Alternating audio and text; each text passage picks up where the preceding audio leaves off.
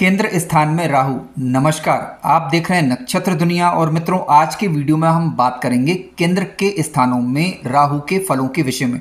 राहु ग्रह केंद्रीय भावों के अंदर यानी लग्न भाव, चतुर्थ भाव, सप्तम भाव या दसम भाव में बैठकर या दृष्टि डालकर किस प्रकार का फल देते हैं, इसे समझने का प्रयास आज के वीडियो में हम करने वाले हैं। तो सबसे पहले हम शुरुआत करेंगे लग्न भाव में यदि राहु ग्रह बैठे हुए हों तो किस प्रकार के इनके फल दृष्टिगोचर होते हैं। उसके पहले हम कुछ बेसिक बातों को जान लेते हैं ताकि समझने में आसानी हो। देखिए, राहु ग्रह यदि लग्न में बैठे हुए हों या किसी भी भाव के अंदर बैठे हुए हों तो राशि देख लीजिए। यदि राशि 6 नंबर की राशि आ रही है यानी कन्या राशि यदि आ रही है तो इसका मतलब ये हुआ है कि राहु स्वगृही यहाँ पर माने जाएंगे, क्योंकि कन्या राशि को ये अपनी स्वयं की राशि मानते हैं। सामान्य दृष्टिकोण से यहाँ पर ये अच्छा फल देंगे। इसके अलावा ये मिथुन राशि के अंदर बैठे हुए हों तो मिथुन राशि में ये मित्र ग्रही माने जाएंगे। इसके अलावा यदि यह मिथुन राशि में ये उच्च राशि के भी माने जाते हैं और वृषभ राशि में भी ये उच्च राशि के और साथ साथ मित्र राशि के माने जाएंगे। मतांतर के अनुसार वृषभ राशि या मिथुन राशि में राहु ग्रह को उच्च का माना जाता है। तुला राशि में ये मित्र राशि के माने जाते हैं। इसके अलावा मकर राशि या फिर कुंभ राशि के होकर बैठे हुए हों और शनि ग्रह की स्थिति कुंडली के अंदर अनुकूल हो तो निश्चित रूप से राहु ग्रह दशांतर दशा के दौरान अच्छा फल देते हैं। इस बात की प्रबल संभावना बन जाती है। हालांकि कुछ बातों का ध्यान रखना पड़ेगा जिनकी जानकारी जिनके विषय में आगे हम जानकारी प्राप्त करेंगे। मित्रों, राहु इन्हीं लग्नों के अंदर यानी वृषभ लग्न, तुला लग्न, कन्या लग्न और मिथुन लग्न, मकर लग्न और कुंभ लग्न, इन लग्नों में योग कारक ग्रह बनते हैं। हालांकि किस भाव में और किस राशि में बैठे हुए हैं ये काफ़ी मायने रखेगा, इस बात का जरूर ध्यान रखें। और किन ग्रहों का प्रभाव राहु पर पड़ रहा है इसे भी देखना होगा। मित्रों, राहु ग्रह की यदि हम बात करें तो राहु सामान्यतः एक छलावा है, ठीक है। यानी देखिए, अच्छा ग्रह ठीक है, आपको फल अच्छे कर देगा कई बार, लेकिन क्योंकि राहु है तो पापक ग्रह, इस बात को हमें स्वीकार कर लेना चाहिए। अब यदि ये शुभ ग्रहों के साथ में बैठेगा तो शुभ जो ग्रह रहेंगे उनके फलों को तोड़ेगा यानी उन्हें कमजोर करेगा।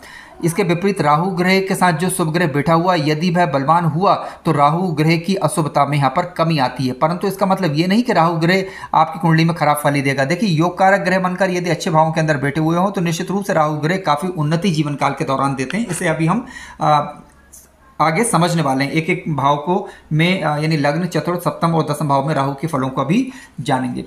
राहु ग्रह की यदि हम बात करें तो ये आकस्मिक घटनाओं को दर्शाने वाला ग्रह। इसके अलावा कई बार जो है यदि खराब फल दे रहा हो तो विश्वासघात, षड्यंत्र होना, इस प्रकार की स्थिति को भी ये दर्शाते हैं। ऊपरी वादा होना, ठीक है, या फिर कह सकते हैं जातक पुराने ख्याल का होना, या कह सकते हैं कि जातक जो है किसी नियमों को ना मानने, इस प्रकार की स्थिति होना। लेकिन मान लीजिए इसके विपरीत यदि राहु अच्छा फल देने पर उतारू हो जाए तो शोध करने की प्रवृत्ति जातक को देगा। ये जीवन काल में आगे बढ़ने की क्षमता प्रदान करेगा और साम दाम दंड भेद की नीति अपनाकर जातक अपने जीवन काल में सफलता प्राप्त करके ही दम लेता है। इस प्रकार की स्थितियों को भी राहु ग्रह बताते हैं। तो निर्भर करेगा कि राहु किस प्रकार के आपकी कुंडली में है, यानी शुभ स्थिति में है या अशुभ स्थिति में है, तो इनका विचार कर लेना चाहिए। आइए सबसे पहले हम बात करेंगे लग्न में राहु के फलों के विषय में।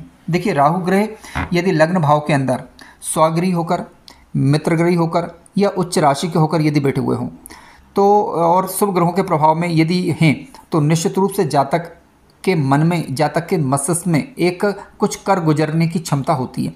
यानी साम दाम दंड भेद की नीति अपनाकर वह अपने कार्य को सफल करना ही चाहेगा। तकनीकी रूप से ऐसे जातक माहिर होंगे। टेक्निकल बुद्धि इनकी ज़्यादा कार्य करेगी, यानी जुगाड़ू प्रवृत्ति की आप मान सकते हैं। तो जुगाड़ तोगाड़ करके अपने जीवन में अपने कार्य को तो पूरा करने की क्षमता ये रखते हैं। कई बार धार्मिक आचरण भी ये लोग करेंगे, लेकिन कई बार देखिए धर्म का जो आचरण करेंगे वह धर्म का जो दिखावा ही उसे कहा जाएगा। यानी कोई धार्मिक करेंगे लेकिन उस धर्म का भी ये फ़ायदा लेना चाहेंगे, यानी उस धर्म से इनका नाम हो, इन्हें नाम शोहरत मिले, इस प्रकार की इच्छा अभिलाषा इनके मन के अंदर बनी रह सकती है। किस मात्रा में रहेगी डिपेंड करेगा कि ग्रह के पास बल कितना है। यदि मान लीजिए ग्रह मृत अवस्था का होकर बैठा हुआ है और शुभ ग्रहों का प्रभाव मजबूत हो गया तो इस प्रकार की स्थितियां सामान्यतः नहीं रहती। लेकिन यदि राहु के पास बल ज़्यादा हो गया, क्योंकि राहु पापक ग्रह निश्चित रूप से, तो इसके पास यदि बल ज़्यादा होगा, शुभ ग्रहों का प्रभाव यदि लग्न भाव पर नहीं हुआ तो जातक निश्चित रूप से चालाक बुद्धि होगा, व्यापार इत्यादि में सफलता दर्ज करेगा साम दाम दंड भेद की नीति अपनाकर। मान लीजिए राहु लग्न में बैठे हुए हों और यदि मेष लग्न है आपकी, वृश्चिक लग्न आ रही है, धनु लग्न आ रही है, क्योंकि धनु राशि और वृश्चिक राशि इनकी नीच राशि मानी जाती है। सिंह राशि आ रही है या फिर कर्क राशि आ रही है, क्योंकि सिंह और कर्क इनकी शत्रु राशि मानी जाएगी। मेष राशि भी इनकी शत्रु राशि मानी जाएगी, या मीन राशि के बैठे हुए हों तो राहु यहाँ पर अच्छा फल नहीं देंगे। फिर ऐसी स्थिति में भ्रमात्मक बुद्धि होना, छल कपट से जातक या जातक युक्त रह सकते हैं, सिर दर्द इत्यादि की समस्या रहना, स्वास्थ्य संबंधी समस्याएं पैदा होना, निर्णय क्षमता कमजोर करना कई बार, और व्यर्थ का हट रखना, इस प्रकार की दिक्कतें रहती हैं। इसके अलावा शिक्षा पूरी होने में समस्याएं होना, भाग्य इत्यादि में अड़चन होना, क्योंकि इनकी पंचम दृष्टि पंचम भाव पर और नवी दृष्टि कुंडली के 90 भाव पर जाएगी और सप्तम दृष्टि सप्तम भाव पर जाएगी, तो वैवाहिक जीवन में दिक्कत परेशानियों का कारण भी कई बार ये बन जाते हैं।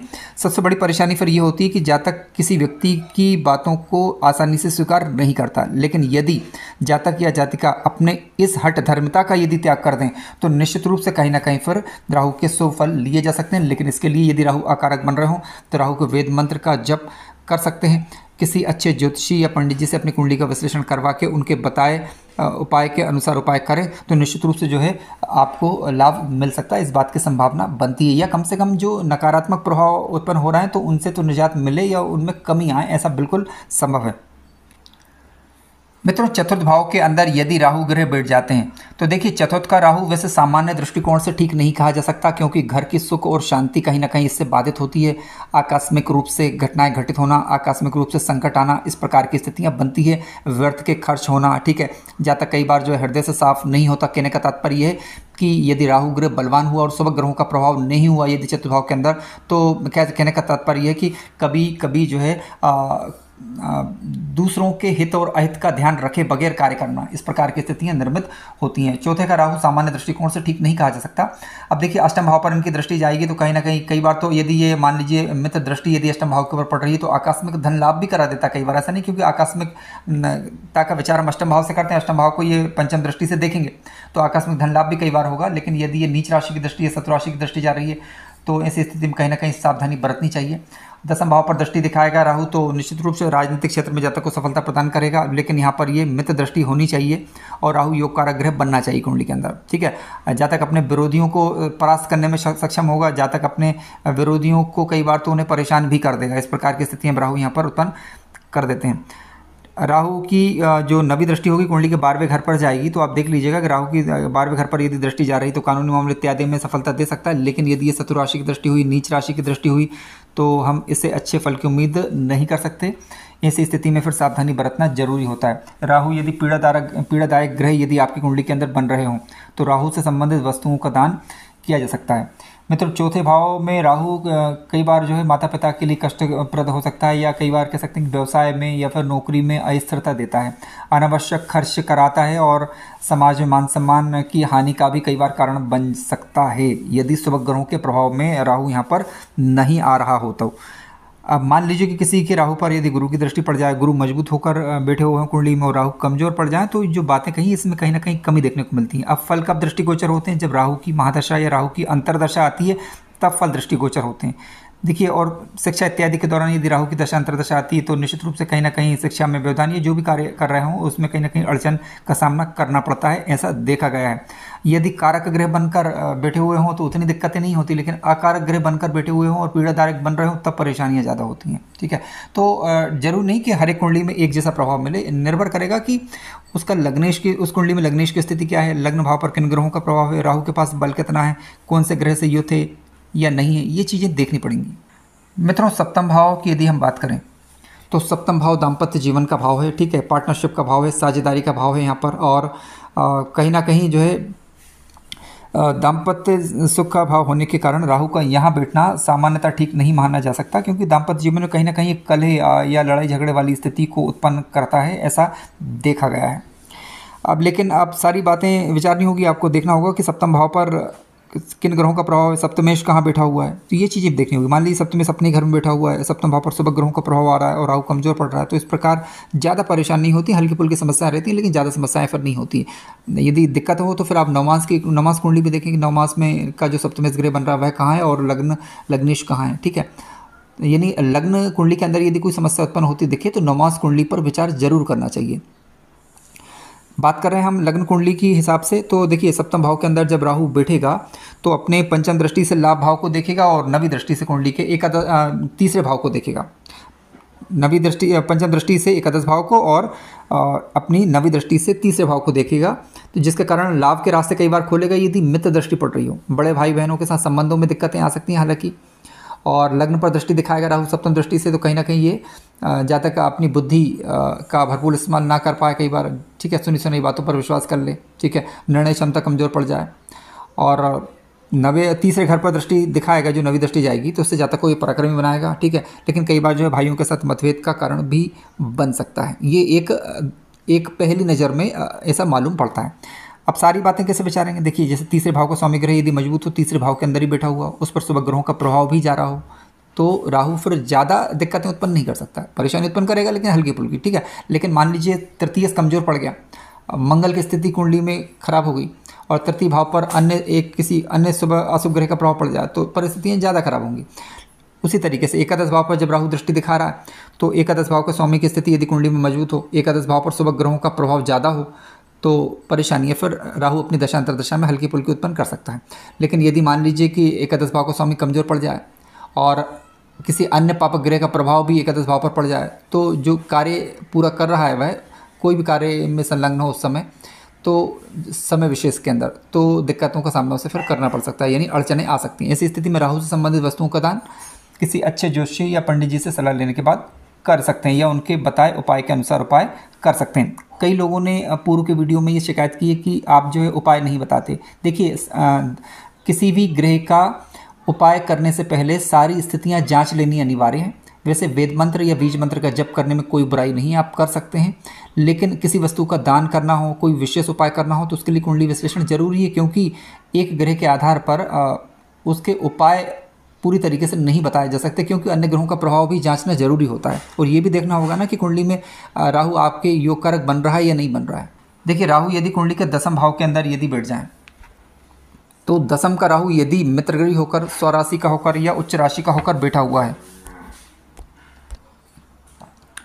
मित्रों आइए अब बात करते हैं दसम भाव के राहु की। देखिए दसम भाव में यदि राहु ग्रह स्वराशि, मित्र राशि या उच्च राशि के होकर यदि बैठ जाएं और मजबूत हो, तो निश्चित रूप से जातक को ये राजनीतिक खिलाड़ी बनाता है। राजनीतिक खिलाड़ी का मतलब है कि राजनीति करने में जातक जातिका माहिर होते हैं। अब जरूर नहीं कि राजनीति के लिए व्यक्ति नेता ही बन जाए। राजनीति का मतलब ये है कि कार्य क्षेत्र में जहाँ भी वह कार्य करेगा, जिस कार्य धंधे में होगा, वहाँ पर उसके गुण, यानी उस कार्य को करने का गुण व्यक्ति को अंदर आ जाए। इस प्रकार की राजनीति भी जातक कर सकता है और वास्तविक राजनीति भी कर सकता है यदि अन्य ग्रह सपोर्ट करें तो, ठीक है। राहु यदि मजबूत होकर शुभ स्थिति में यदि बैठा हुआ होगा और योग कारक ग्रह बन रहा होगा तो निश्चित रूप से राजनीति में सफलता ये दे देता है। लेकिन आप ये उम्मीद नहीं कर सकते व्यक्ति से कि व्यक्ति ईमानदारी पूर्वक ही कार्य करेगा, ठीक है। बस साम दाम दंड भेद सारी नीति अपना सकता है यहाँ पर, क्योंकि राहु एक पापक ग्रह, इस बात को हमें समझना चाहिए।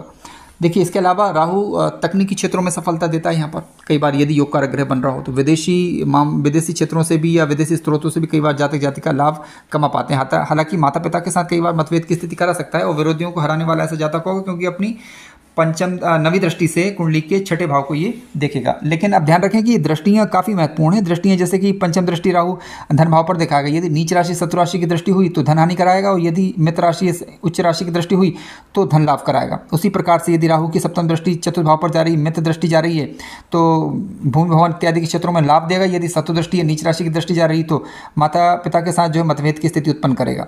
उसी प्रकार से छठे भाव पर राहु की स्थिति जा रही है, यदि ये स्वराशि, मित्र राशि, उच्च राशि की दृष्टि हुई तो विरोधियों को परास्त करने में सक्षम होगा। और इसके अलावा यदि ये नीच राशि, शत्रु राशि की दृष्टि हुई तो जातक के व्यर्थ खर्च होंगे। इसके अलावा धन बचाने में दिक्कतों का सामना से करना पड़ सकता है, कहीं ना कहीं स्वास्थ्य समस्याएं रह सकती हैं। तो हमें समग्र रूप से बातों को विचारना होगा।